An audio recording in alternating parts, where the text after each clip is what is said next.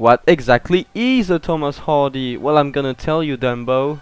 Thomas Hardy was born in 1840 in Higher Buckhampton, a hamlet in Dorset, England, where his father, Thomas, worked as a stonemason and local builder. His mother, Jemima, was well read and she educated Thomas until he went to his first school at Buckhampton at age 8.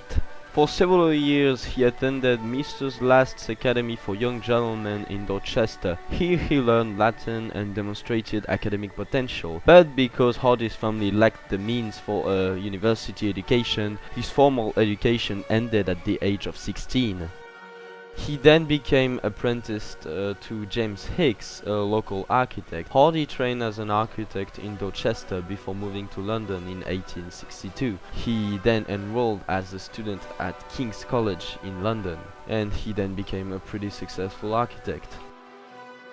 But Hardy never felt at home in London because he was acutely conscious of class divisions and his social inferiority.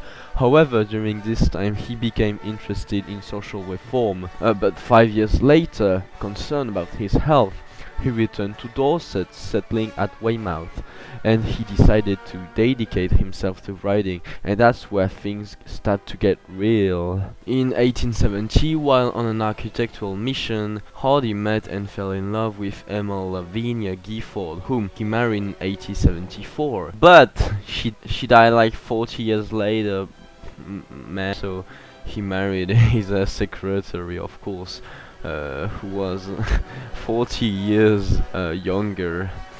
That's a thing. But he was very preoccupied by his first wife's death, and he tried to overcome his remorse by writing poetry. In 1810, Hardy had been awarded the Order of Merit and was also for the first time nominated for the Nobel Prize in Literature. In the end, Hardy became ill with pleurisy in December 1927 and died at his house just after 9 p.m. on 11 January 1828. End of the story. I guess you could say that his burial was not very crowded. Whoa, what an obscure biography.